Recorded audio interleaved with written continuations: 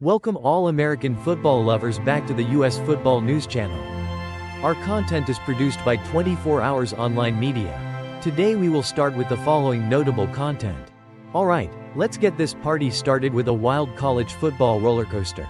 Grab your popcorn, settle in, and let's talk about one of the most jaw-dropping decisions the College Football Playoff Committee has ever made. Picture this.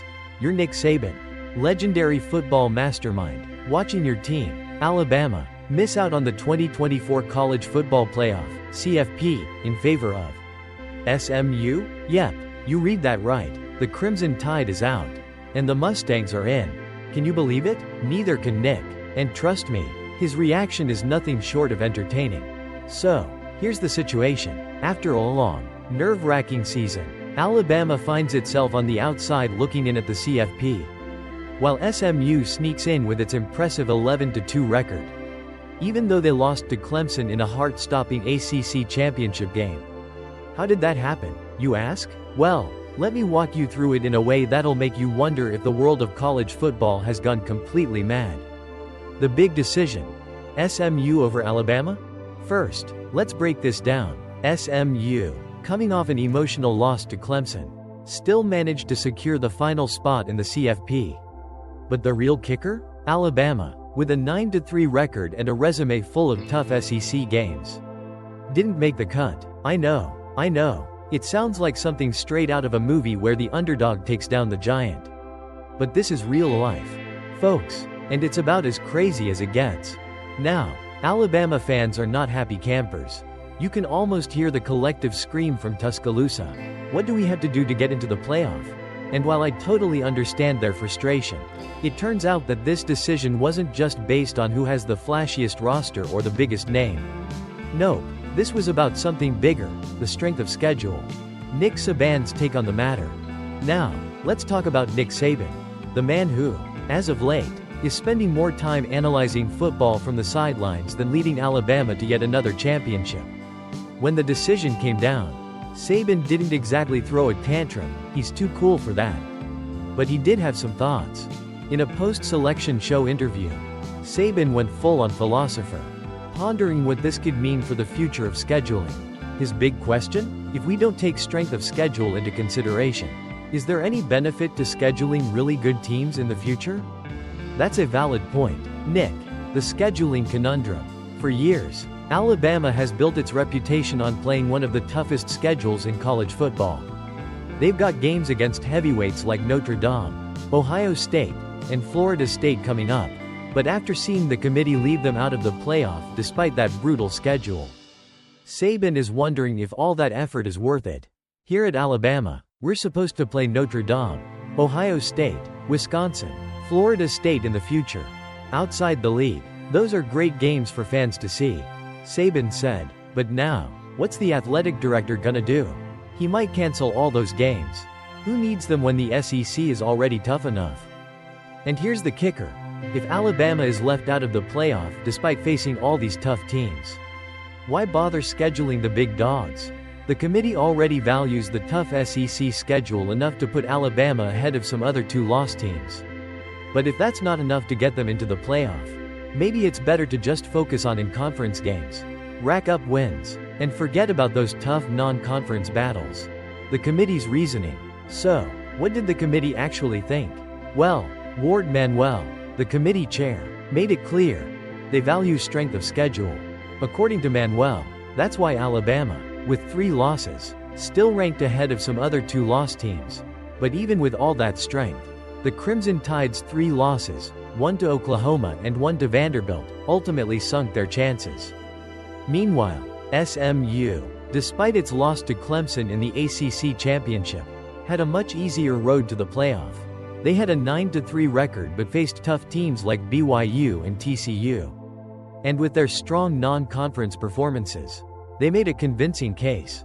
Let's not forget SMU's last-second loss to Clemson either. They showed serious grit in that game. And let's talk about Alabama's schedule for a second. While SMU faced challenges in their non-conference matchups, Alabama played Western Kentucky, South Florida, Wisconsin, and Mercer.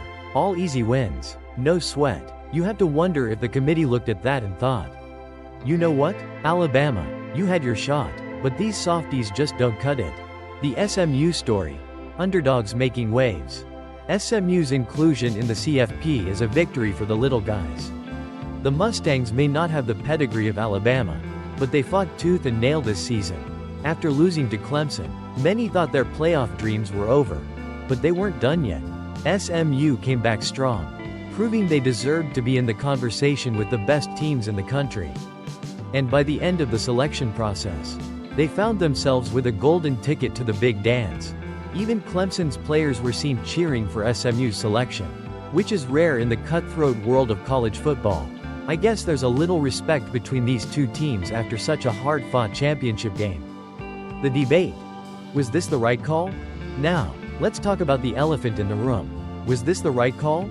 Alabama fans will scream, of course not, but in reality, the committee made the tough but fair decision.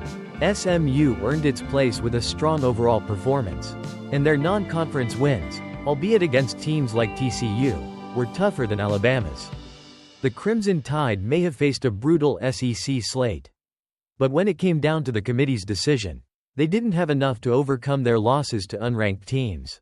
The big takeaway here is this: if you're an athletic director, coach, or fan, you need to start thinking long and hard about what matters most in the world of college football. If strength of schedule doesn't matter enough to push Alabama into the playoff, what should? And what does this mean for future scheduling in college football? Do we start seeing teams cancel their tough non-conference games, focusing only on in-conference battles? Wrapping it up. So, what does this mean for college football?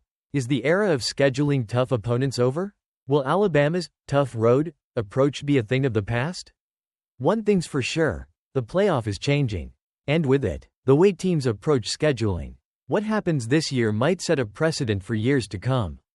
But for now, SMU fans are celebrating. Alabama fans are reeling. And Nick Saban is already thinking about the future of college football. So buckle up, folks, because things are only going to get crazier from here. Thanks for tuning in, everyone. If you enjoyed this breakdown, hit that like button, subscribe for more college football updates, and don't forget to share this video with your friends. Let's keep the conversation going, and I'll catch you all in the next one. Hey everyone, welcome back to the channel. If you're new here, make sure to hit that subscribe button and give this video a thumbs up if you enjoy it. Oh, and don't forget to share it with your friends, because, trust me, you're going to want to spread the word about this wild college football playoff race. Let's dive in. The Zombie Tide are back from the dead. Alabama's unexpected playoff hopes are alive. Okay, folks, gather around, because we've got a real comeback story brewing in the world of college football. And no, I'm not talking about the plot to the next Fast and Furious movie. This is the wild tale of the Alabama Crimson Tide. A team that everyone was ready to bury, until, out of nowhere, they started clawing their way back into the college football playoff race. That's right, the Zombie Tide are alive. It wasn't that long ago that Alabama's playoff hopes seemed as dead as a doornail. Remember that dramatic, nail-biting, exasperating 24-3 loss to Oklahoma? That's when Alabama fans, myself included, were ready to put the team on life support and say, good night. Sweet Prince. That loss was bad, real bad. Fans were freaking out. Coaches were probably having a few extra cups of coffee to stay awake. And the only thing that seemed to matter was that Alabama's playoff hopes were dead and buried. Heck, even their biggest fans were ready to start drafting their apology letters for their previous optimism. But hold up, just wait a second. Fast forward to the latest college football playoff, CFP, rankings. And guess what? Alabama is sitting at a sweet little number 11 spot. Yes, you heard that right, no. 11, as in, the very last at-large spot in the playoff picture. How did we get here? Well, buckle up, because the road to recovery is a lot bumpier and wilder than you might expect. Legends rant that went from doom to boom. Let's rewind the tape a bit. Just a couple of Mondays ago, if you were watching the Paul Feinbaum show, you probably witnessed an absolute meltdown of legendary proportions. You know who I'm talking about, Legend. Legend, an Alabama fan who has the emotional range of a roller coaster, was spiraling out of control. With his trademark passion and a bit of creative flair, He called for the firing of coach Kalen DeBoer after the ugly loss to Oklahoma. You could almost hear him yelling from the screen.